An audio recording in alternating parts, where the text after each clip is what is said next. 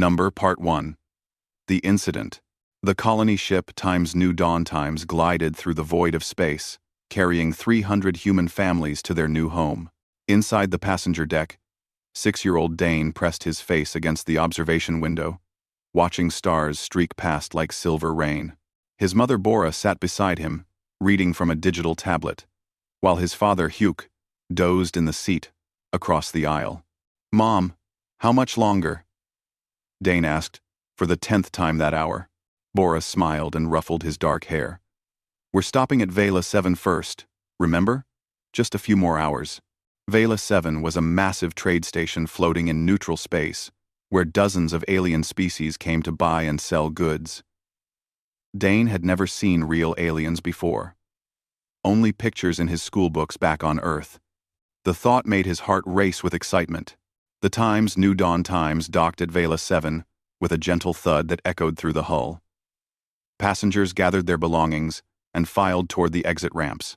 The station beyond was enormous, with corridors stretching in every direction, filled with creatures Dane had only dreamed about.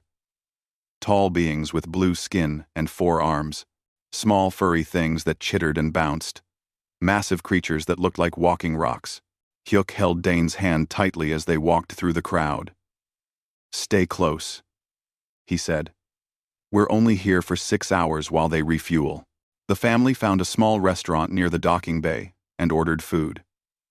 Dane stared at everything, barely touching his meal.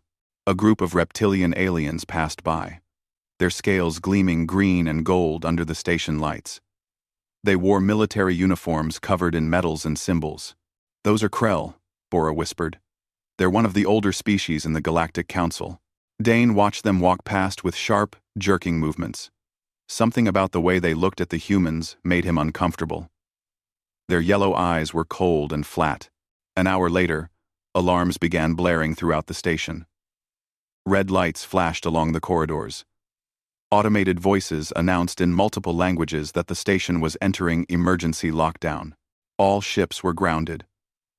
All civilians were to return to their vessels immediately. Hugh grabbed Dane's hand and pulled him up. "We need to go. Now." They ran with hundreds of other beings toward the docking bays. Panic filled the air. People pushed and shoved. Dane's small hand slipped from his father's grip in the chaos. He stumbled and fell, scrambling to his feet as the crowd surged around him. "Mom! Dad!" he shouted, but his voice was lost in the noise. Dane was swept down a different corridor, carried by the flood of panicking aliens. He tried to push against the flow, but he was too small. When the crowd finally thinned, he found himself alone in an unfamiliar part of the station. The corridor was dim and quiet. Storage containers lined the walls. He heard heavy footsteps approaching. Hope flared in his chest. Maybe it was his parents. Maybe station security coming to help. 6 Krell soldiers rounded the corner, their rifles held ready. When they saw the small human child standing alone, they stopped. One of them, larger than the others with a jagged scar across his snout, started laughing, a harsh, hissing sound. "Look what we have here," the scarred Krell said in heavily accented English. "A lost little primate." Dane backed away, fear replacing hope. "I'm looking for my parents. Can you help me?" The Krell commander, whose name tag read Threxus, tilted his head. "Your kind don't belong in the council. Weak. Primitive. You understand those words? Little beast? Please, I just want to find my mom and dad." Threxus raised his rifle. "Let's send Earth a message about their place in our galaxy." The other Krell soldiers shifted uncomfortably. One spoke in their own language, sounding uncertain. Threxus snarled something back. The soldier fell silent. Dane didn't understand what was happening until Threxus aimed the weapon at him. The boy's eyes went wide. "No, please. I didn't do anything wrong." The shot echoed through the empty corridor. Dane's small body crumpled to the floor. The Krell soldiers stood there for a moment in silence.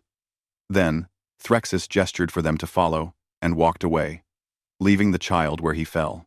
What they didn't know was that the entire incident had been recorded by the station's security cameras, Captain Tay was aboard the Earth Defense Ship Times, Resolute Asterisk, docked 3 levels above the incident.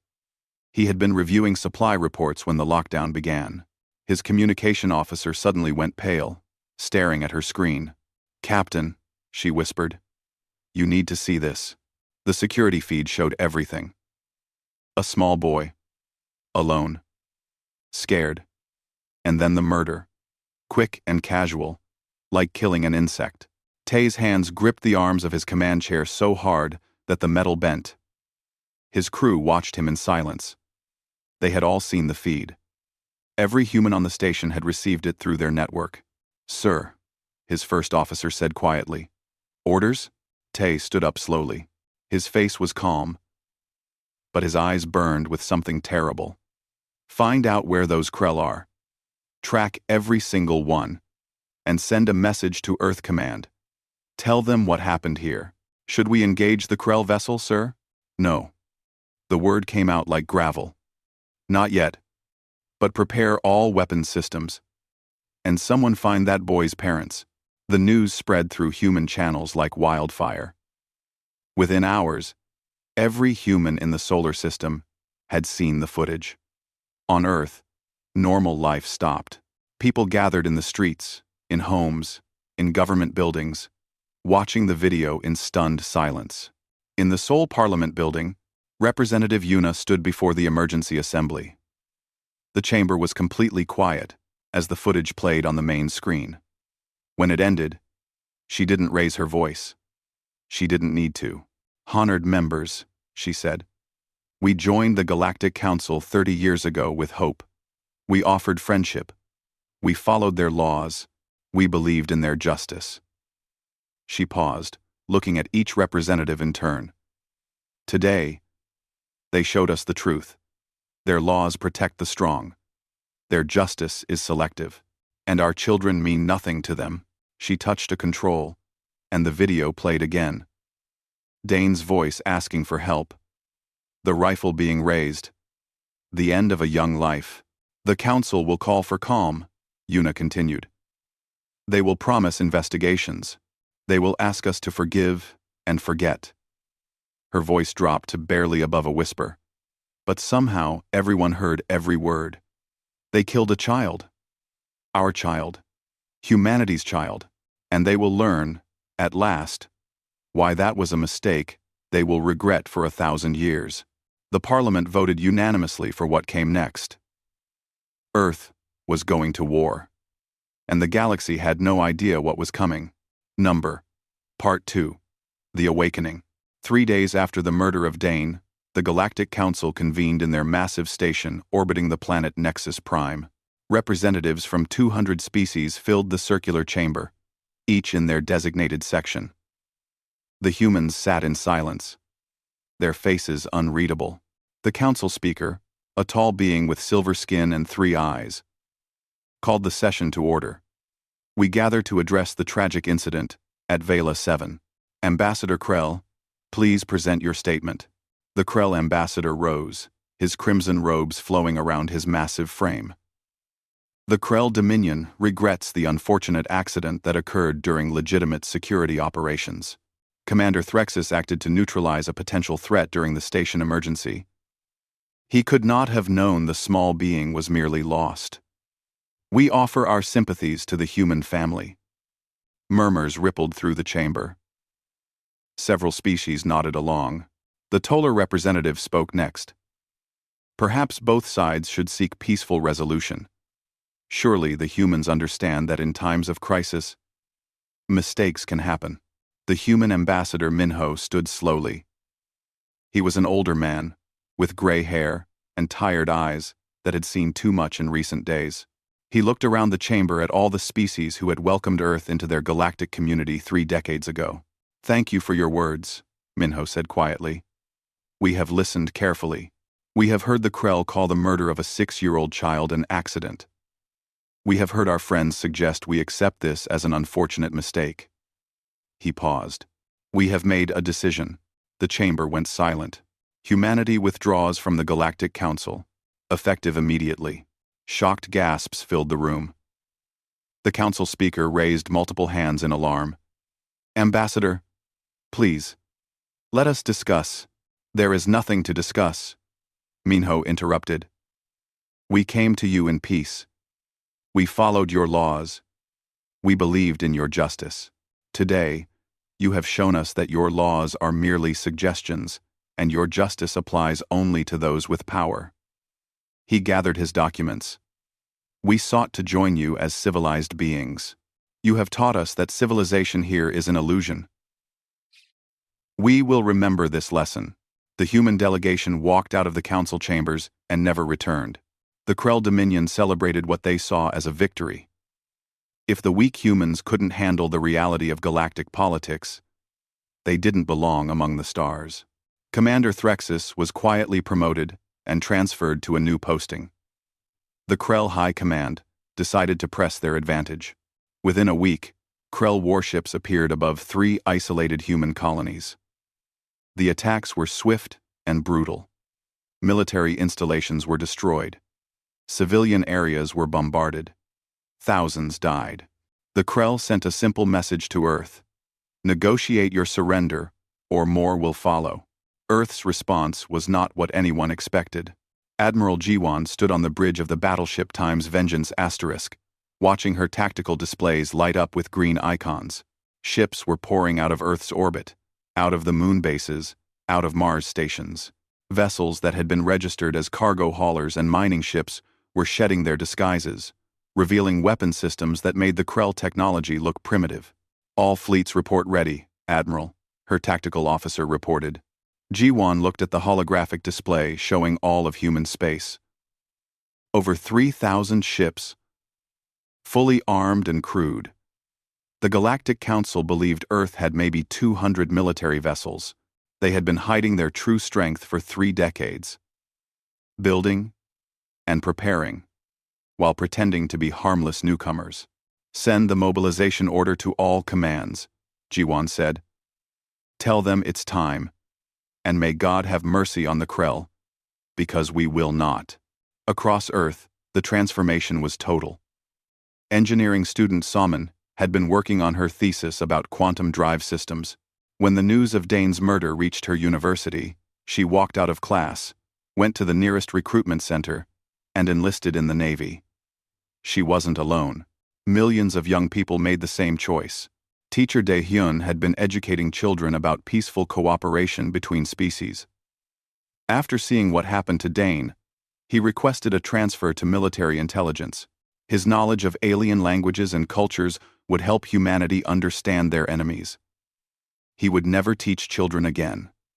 That innocence had died on Vela 7. Artist Hana had painted beautiful landscapes and portraits. Her studio in Busan overlooked the ocean. The day after Dane's murder, she threw away all her peaceful artwork and began painting warships. Dark, powerful images of human vessels cutting through space. Her paintings appeared on recruitment posters throughout the solar system. They simply showed what Earth was becoming. The planet unified in a way that had never happened before.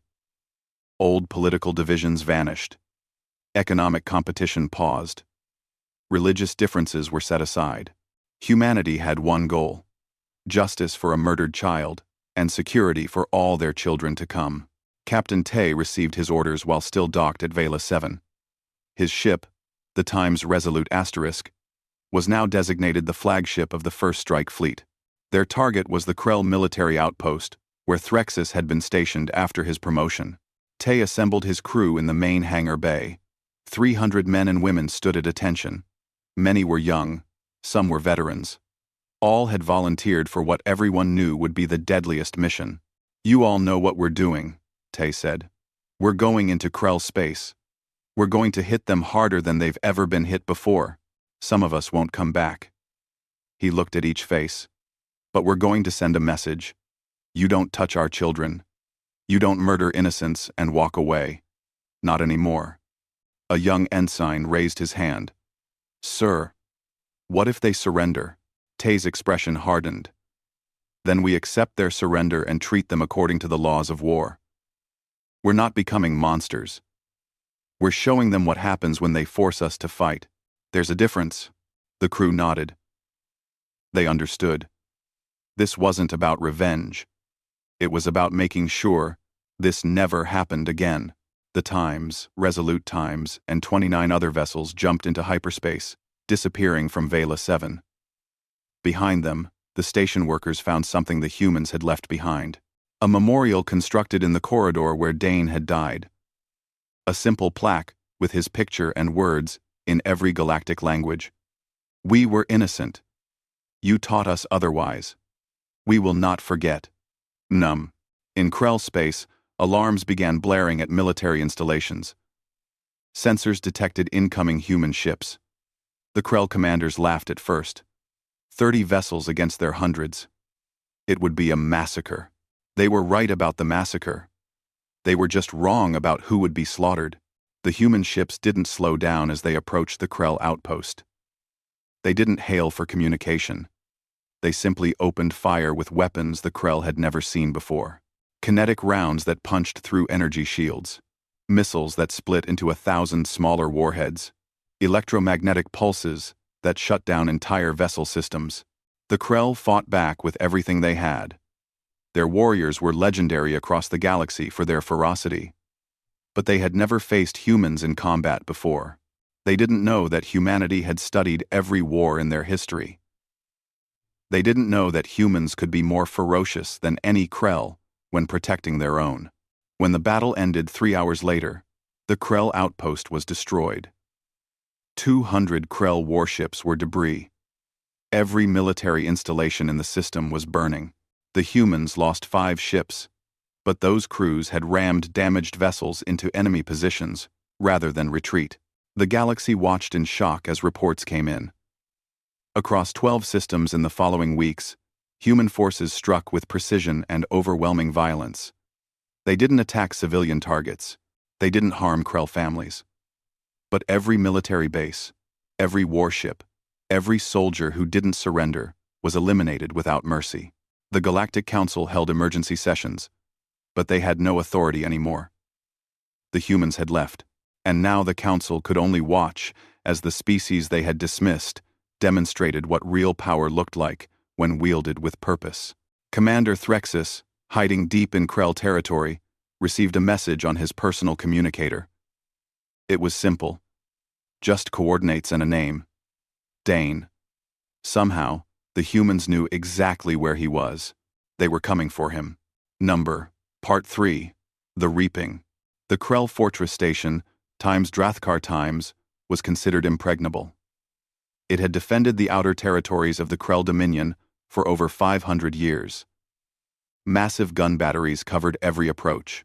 250 warships patrolled the surrounding space. The station commander had boasted that nothing could breach their defenses. He stopped boasting when 30 human ships appeared on his scanners, moving at impossible speeds. Defensive positions, the Krell commander roared. All ships engage the humans. The Krell fleet moved to intercept, confident in their numerical superiority. They had fought and won battles against every major species in the galaxy, but they had never fought humans before, and they didn't understand what they were facing. The human ships didn't maneuver to avoid combat. They flew straight into the Krell formation like missiles.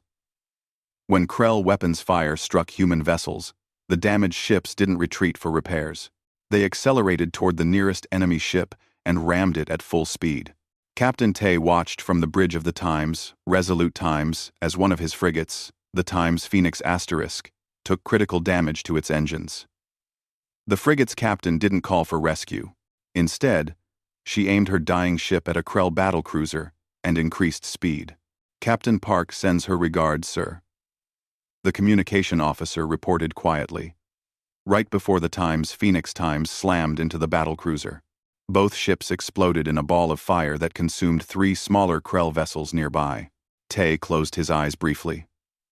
Captain Park had a husband and 2 children back on Earth.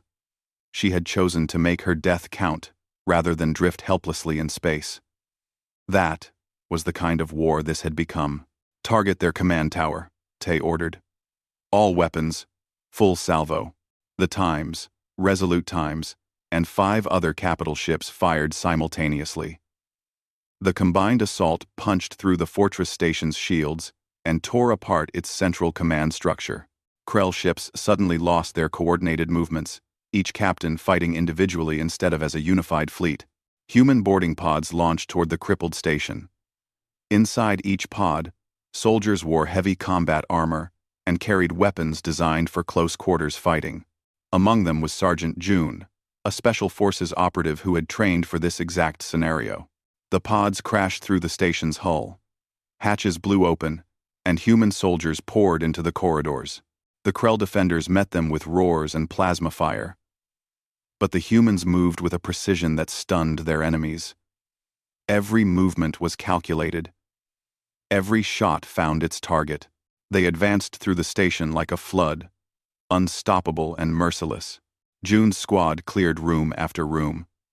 When they encountered Krell soldiers who dropped their weapons and raised their hands in surrender, the humans took them prisoner without harm. But when Krell fought back, they were shown no mercy. This wasn't cruelty. It was efficiency. The humans had come to destroy the Krell military capacity, and they would not be deterred. Sector 7 clear, June reported, moving to primary operations. Throughout the station, the pattern repeated. Krell defenders who surrendered were spared. Those who fought died. Within 4 hours, Drathkar Times was under human control. The fortress that had stood for 5 centuries had fallen in less than half a day. But this was only one battle. Across 12 Krell systems, the story repeated itself. Human forces struck military targets with surgical precision. They used intelligence that shouldn't have been possible. Knowing exactly where each installation was, which ships would be where, which commanders led which units. Counselor Ravex of the Tolar Union watched the reports flooding in from Krell space. His species had been part of the Galactic Council for over 3,000 years. They had seen countless wars and conflicts, but they had never seen anything like this. How did they know all this? He asked his intelligence advisor. The humans have only been in Council space for 30 years. How do they have this much information about Krell military positions? His advisor brought up a data display. Sir, we've been analyzing their pattern. They didn't just gather this information recently. They've been collecting intelligence since the day they joined the Council. Every trade mission, every cultural exchange, every diplomatic visit, they were mapping everything. Ravex felt cold realization wash over him. Not just preparing, sir. They've been ready to fight any of us since they arrived. Those civilian vessels we tracked, at least 60% of them have military-grade weapons hidden in modified cargo holds. Those research stations around their colonies. Weapons platforms. Number 7. Number 7. Number 7. The humans smiled and traded and talked about peace while building an arsenal that rivals the combined might of half the Council species. The counselor sat back in his chair. Why? Why prepare for war if they genuinely wanted peace, because they learned from their own history? The advisor said quietly. They hoped for peace, but prepared for war. And when we failed them, they were ready. Deep in Krell territory, Commander Threxus ran. His promotion after the Vela 7 incident had seemed like a reward at the time. Now it was a death sentence. Somehow the humans knew who he was, where he was, and they were hunting him specifically. He had fled to the Krell homeworld, believing he would be safe in the heart of the Dominion. He was wrong. Human operatives had infiltrated the capital city itself. Agent Sunmi led a team of 6 specialists through the underground tunnels beneath the military district. Target is 3 levels up, she whispered into her communicator. Security is heavy, but predictable. We go in quiet. Her team moved like shadows. They disabled security systems without triggering alarms. Guards disappeared silently, unconscious before they could raise a warning. Within an hour, Sunmi's team had reached the bunker where Threxus was hiding. The Krell commander had surrounded himself with his best soldiers, 30 elite warriors who had sworn to protect him.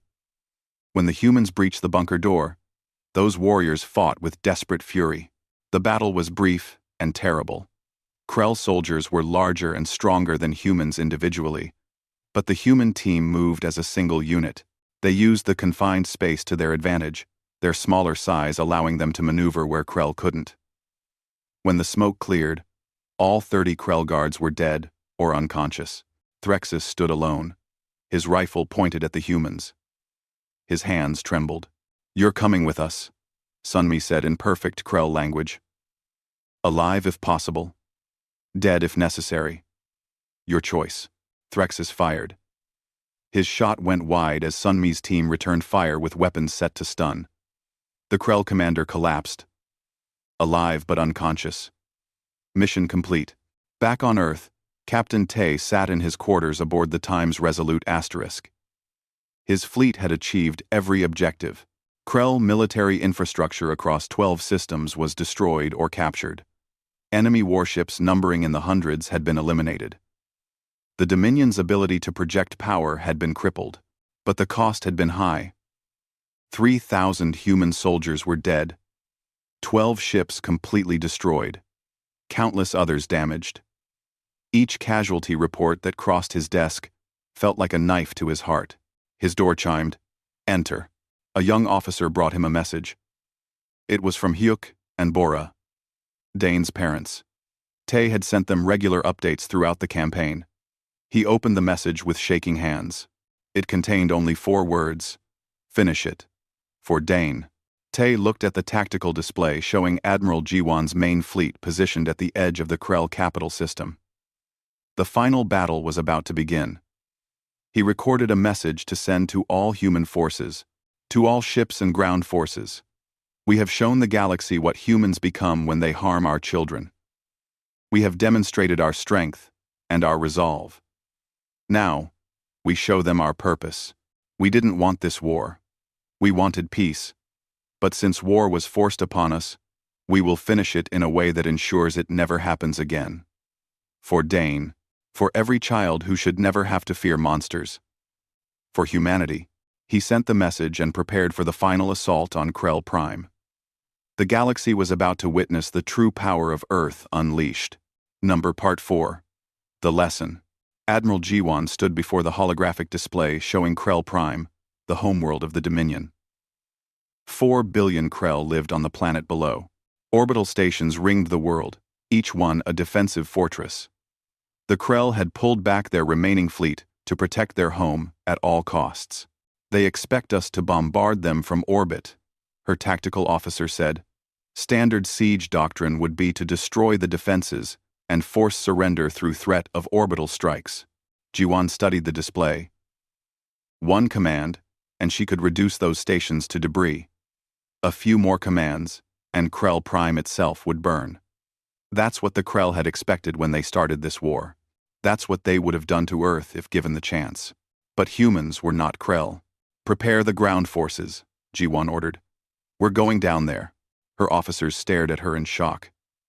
"Admiral, that will cost thousands of lives." "We can win from orbit." "Yes, we can," Jiwan agreed. "But we won't. We came here to deliver a message, and that message needs to be understood clearly. We could destroy them from space.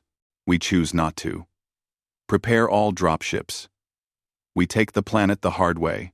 Across the fleet, soldiers suited up and boarded assault craft. 5 million human troops would descend on Krell Prime in the largest military operation humanity had ever attempted. Not to conquer the world, but to prove a point. The Krell defenders watched in confusion as human ships didn't fire on the planet. Instead, thousands of dropships launched from the fleet, entering the atmosphere in fiery streams. The Krell military command scrambled to respond, uncertain of what was happening. General Chorus, leader of Krell planetary defense, watched the human landing zones appear across his tactical map. "They're coming down to fight us face to face? Are they insane?" His second-in-command studied the patterns. "Sir, they're avoiding all civilian centers. Every landing zone is at or near military installations only." Chorus felt something he hadn't experienced in his long military career. Genuine fear. The humans could have burned their world from orbit. Instead, they chose the costly path of ground assault. Why? To prove they could. To show they had the strength to take the harder road. To demonstrate restraint and power simultaneously. All units, defensive positions, Chorus ordered. Make them pay for every meter. The Krell fought hard. Their soldiers were experienced and brave. But they faced an enemy fighting with a purpose beyond mere conquest. Human soldiers advanced with mechanical precision, taking positions and holding them against overwhelming counterattacks. When they took casualties, they didn't falter. They regrouped and pushed forward. Among the human forces was Lieutenant Dae-hyun, the former teacher who now served in military intelligence. His job was to broadcast messages in Krell language to enemy units before each engagement. Krell defenders, he announced over all frequencies. We don't want to kill you. We came for justice, not genocide. Surrender, and you will be treated fairly. Fight, and you will die. The choice is yours. Many Krell warriors chose to fight anyway. They died defending their homeworld, which humans understood and respected. But others, seeing the overwhelming force and recognizing the genuine offer of mercy, laid down their weapons. These surrenders increased as the battle continued, and word spread that humans truly honored their promises of fair treatment. Captain Sunmi led the Special Forces team tasked with locating and capturing specific targets. They had already captured Threxus.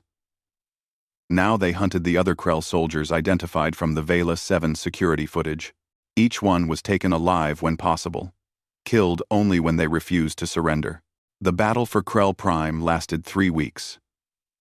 Slowly, methodically, human forces secured every military installation on the planet. Civilian areas remained untouched. Not a single hospital, school, or residential district was damaged. The Krell government watched in disbelief as the humans demonstrated a level of restraint that contradicted everything they thought they knew about warfare. Finally, General Chorus sent a message of surrender. The Krell Dominion's military was broken. Their capacity to wage war destroyed. The humans had won. But what came next shocked the galaxy even more than the military victory. The trial was held in a neutral location, broadcast across every inhabited world in known space. The Krell soldiers captured from Vela 7 stood before human judges. Evidence was presented methodically. Thank you for watching. The Twiroloxon with Russ. Security footage showed exactly what happened. Testimony from witnesses was heard. The accused were given the opportunity to defend themselves. Threxus stood defiant. We were at war. The human child was collateral damage. The human judge, a woman named Unji, looked at him with cold eyes. You murdered a 6-year-old boy before any declaration of war, before any hostile action between our species. You killed him because you thought we were weak and wouldn't respond. You were wrong. The trial lasted 2 weeks. Every piece of evidence was examined, every argument heard. The galaxy watched a species, known for mercy, demonstrate that justice and mercy were not the same thing. The verdicts were delivered. Life imprisonment for most of the soldiers who had been following orders, execution for Threxus, and 3 others who had directly participated in Dane's murder. The sentences would be carried out under human law, since the Galactic Council's justice had failed. The executions were not public spectacles. They were carried out quietly and efficiently. Threxus's last words were recorded. I underestimated you. We all did. Across the galaxy, species reacted with a mixture of awe and terror. The Tolar Union's council sent formal apologies to Earth. The Nexian Collective offered massive reparations. 3 dozen smaller species requested defensive pacts with humanity, recognizing that Earth now represented true strength in a galaxy that had been dominated by hollow powers. The Galactic Council itself underwent a crisis. Half of its senior members resigned in shame. They had failed to provide justice when it was needed, and that failure had led to a war that changed everything. The Council's reformers pushed through new laws, enforceable ones with real consequences for violations. Meanwhile, the Krell Dominion formally surrendered. Their government sent representatives to negotiate terms, expecting the harsh conditions that usually followed military defeat. What they received instead confused them. Ambassador Minho sat across from the Krell delegates in a simple conference room. "These are our terms," he said, sliding documents across the table. "Full reparations for damages to human colonies. War crime tribunals for any Krell military personnel involved in attacks on civilians. Demilitarization of your offensive fleet." The Krell ambassador nodded grimly. These terms were expected. But Minho wasn't finished. "In addition, we offer technical assistance in rebuilding your economy. Cultural exchange programs to foster understanding between our peoples. Educational cooperation to ensure future generations learn from this conflict. And a pathway to eventual reconciliation." The Krell ambassador stared. "You offer us aid? After everything we've done?" "We wanted justice," Minho said quietly. "We achieved it. Now we want to build a future where this never happens again. We're not interested in subjugation or revenge. We want peace, real peace, built on mutual respect and enforced consequences for those who violate it." Over the following months, a new political reality emerged. Earth established the Terran Accord, a defensive pact with 53 species who had felt ignored or threatened by the traditional council powers. The Accord had simple rules: attack one member, face all members. No member could wage offensive war. Disputes would be settled through arbitration. The Galactic Council invited Earth to return, this time offering a permanent seat on the Security Council with veto power. Humanity accepted, but on their terms. They would be watchdogs for justice, not participants in political games. On Vela 7, a memorial was built where Dane had died. Representatives from hundreds of species attended the dedication ceremony. The structure was simple but powerful. A statue of a child looking up at the stars, surrounded by walls listing the names of every being who had died in the war, Krell and human alike. Hyuk and Bora stood before the memorial as the Krell's new ambassador, a reformer named Cyril, approached them. He had opposed Threxus and the old military regime. Now he led his people toward a different future. Cyril knelt before them, his head bowed. "I cannot undo what was done. I cannot bring back your son. But I swear to you, on my life and my honor, that the Krell will spend generations ensuring nothing like this ever happens again. Please, if you can find it in yourselves, forgive us." Bora looked at the broken figure before her. She thought about hate and revenge, about the satisfaction of seeing an enemy humbled. Then she thought about Dane, her sweet boy who had been excited to see aliens and make friends among the stars. She reached out and touched Cyril's shoulder. "Rise," she said softly. "We don't want you on your knees. We want you to be better. We want all of you to be better. That's the only way Dane's death means something." Cyril rose, tears streaming down his reptilian face. Around the memorial, beings from 100 worlds watched and understood.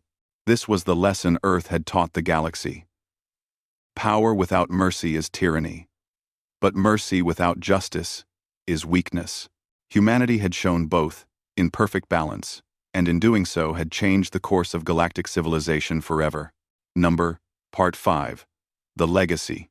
10 years had passed since the death of Dane. The rebuilt Vela 7 station hummed with life, transformed from a place of tragedy into a symbol of hope.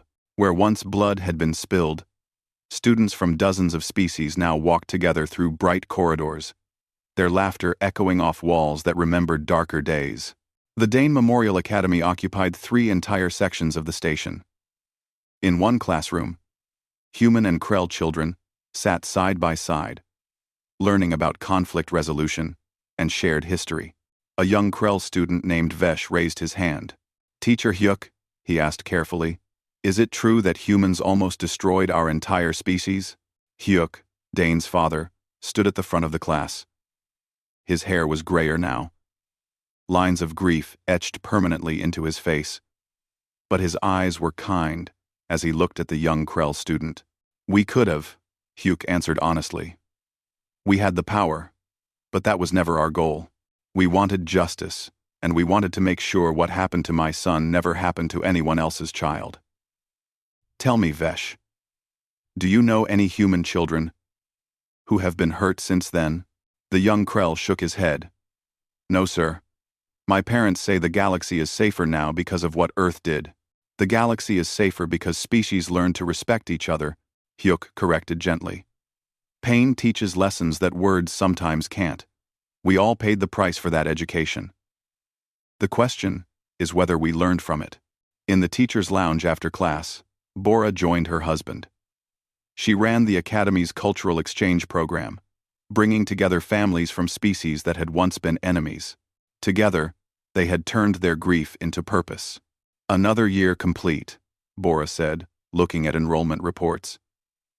"We have students from 73 species now. That's 20 more than last year," Hyuk nodded. Dane would have loved this. He was so excited to meet aliens, to make friends among the stars. His voice caught slightly. He got his wish, just not the way we wanted.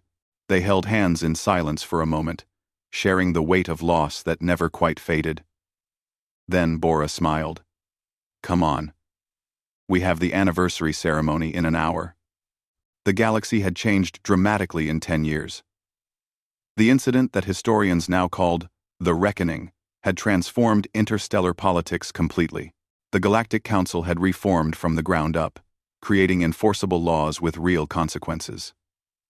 The old system of powerful species dominating weaker ones had crumbled. In the council chambers on Nexus Prime, Representative Yuna addressed the assembly. She was older now, her position elevated to senior counselor for Terran affairs. The chamber listened when she spoke, a respect that had been earned through blood and demonstrated principle. "The Vela Accords have now been signed by 197 species," she announced.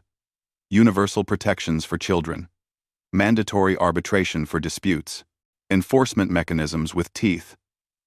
These aren't just words on documents anymore. They're the foundation of genuine galactic law." The council voted unanimously to expand the accords further. Even the Krell delegates voted in favor, their species having undergone a cultural revolution that reshaped their entire civilization. In Krell space, the changes were profound. Ambassador Siral had become their prime leader, elected on a platform of reconciliation and reform. The Dominion's military academies now taught human military philosophy alongside Krell traditions. Young Krell studied Earth's history, learning about a species that had endured countless wars and somehow emerged believing in peace while maintaining the strength to enforce it. On Earth, the transformation was different but equally significant. Admiral Jiwan, now retired, had written her memoirs. The book became required reading at military academies across 200 worlds. Her final chapter was titled simply, "The Price of Peace." In it, she wrote, "We did not want to become warriors. We wanted to be explorers, scientists, artists, dreamers. But when forced to fight, we fought with a completeness that terrified the galaxy. Not because we love war, but because we love peace enough to defend it at any cost. Let this be remembered. Harm our children, and you face not just our weapons, but our absolute determination to ensure justice prevails." The book's publication sparked renewed interest in human culture. Other species studied Earth's history with new understanding. They saw a species that had nearly destroyed itself multiple times, learned from those mistakes, and developed a philosophy that valued both strength and mercy. Admiral Tay commanded the Terran Defense Initiative, which had replaced the old war fleets. The TDI responded to humanitarian crises across the galaxy, regardless of species. When a plague struck the Nexian homeworld, human medical ships were the first to arrive. When earthquakes devastated a Tolar colony, human engineers led the rescue efforts. Captain Sunmi, the Special Forces operative who had captured Threxus, now trained peacekeepers from a dozen species, She taught them that the goal wasn't to win battles, but to prevent them. The strongest warrior, she told her students, is the one who never has to fight because everyone knows they could. Engineer Salman, who had left her studies to enlist, returned to civilian life and developed revolutionary medical technology. Her quantum healing systems were shared freely with all species, saving millions of lives. When asked why she didn't patent the technology for profit, she replied simply, "Dane didn't die so humans could profit. He died so we could build something better." Teacher Dae-hyun, who had served in military intelligence during the war, went back to teaching, but now he taught at the Dane Memorial Academy, using his experience to help young beings from former enemy species understand each other. His classes always began with the same question: "What do you think war is?" and ended with, "War is what happens when we forget we're all someone's children." Loader. War. War. Artist Hana's paintings had evolved from dark warships to vibrant scenes of cooperation and hope. Her murals decorated stations and embassies throughout known space.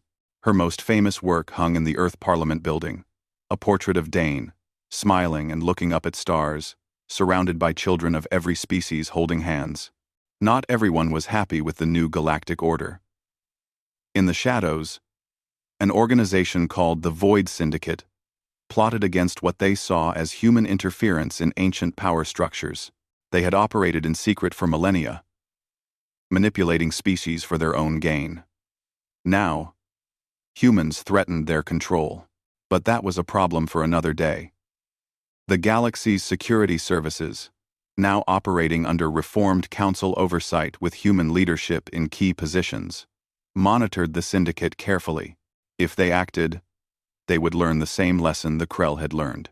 On Vela 7, the 10th anniversary ceremony drew beings from across known space. Hyuk and Bora stood before the memorial, now surrounded by gardens that bloomed with flowers from 100 worlds. Each species had contributed something to honor Dane's memory. Thousands attended, including elderly Admiral Jiwan, Representative Yuna, and Krell Prime Leader Siral. They gathered not in mourning, though grief still touched them all, but in acknowledgement of what had changed. Bora stepped forward to speak. 10 years ago, my son died in this place. He was frightened and alone, murdered for no reason except cruelty and arrogance. That death could have led to endless revenge and hatred. Instead, it became a turning point. She gestured to the crowd, at the mixture of species standing together. Look at what we've built from that tragedy. Not just laws and treaties, but genuine understanding. My son loved aliens, wanted to meet them and be friends with them. In a way, his dream came true. Because of what happened to him, species that once hated each other now work together. Children who would have grown up as enemies now study side by side. Hyuk joined her. We miss Dane every single day. That pain doesn't go away, but we've chosen to let his death mean something. For 10 years, not one child of any species has been murdered in the way our son was. That's his legacy. That's why we're here. The ceremony concluded with a moment of silence. Then young students from the academy, human and Krell and dozens of other species, released bioluminescent organisms into the air. They floated upward like living stars, filling the station with gentle light. Later, Representative Yuna brought her granddaughter Nari to the memorial.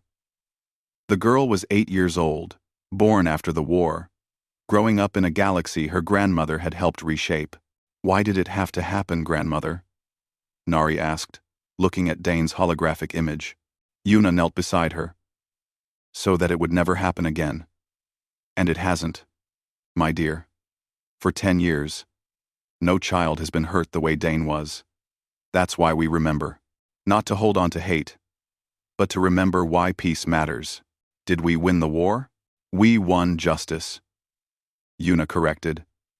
And we showed the galaxy that justice and mercy can exist together. That strength doesn't mean cruelty. That when you harm the innocent, there will be consequences. But also, that after justice comes, there's room for healing and building something better. Nari looked at the hologram. which had expanded to show not just Dane but the thriving galaxy beyond. Ships from hundreds of species, moving peacefully between stars. Colonies where different beings lived and worked together. Children playing in parks on 1,000 worlds. Safe and protected. "I'm glad it's better now," Nari said. "So am I," Yuna replied. "But we have to keep making it better. Every day, every choice. That's how we honor those who were lost. By building the future they deserve to see." They stood together before the memorial as the station's artificial sun set, casting long shadows that would soon give way to night. But unlike 10 years ago, this darkness held no fear. The galaxy had learned its lesson. Humanity had not wanted to be feared. They had wanted to be friends, partners, fellow travelers among the stars. But when forced to show their strength, they had done so with such completeness that the entire galaxy understood. Earth's children were protected. All children were protected. And that protection would be maintained by beings who understood both the cost of war and the value of peace. The memorial stood as a reminder of both tragedy and triumph. Of a small boy who loved aliens and wanted to explore the stars. Of parents who turned grief into purpose. Of a species that showed the galaxy what it truly meant to fight for something greater than yourself. And every year, on the anniversary of that terrible day, beings from across known space came to remember. Not to dwell on the past, but to remind themselves of the future they had built together, paid for in blood and tears, but leading towards something better than anyone had dared to imagine. Dane's legacy lived on in every child who played without fear, in every species that chose dialogue over violence, in every law that protected the innocent. The boy who died alone in a corridor had, in death, brought together a galaxy that had forgotten how to care for each other's children. That was the true victory. Not the military triumph, not the political reforms, but the simple fact that somewhere on a distant world, a human child and a Krell child played together.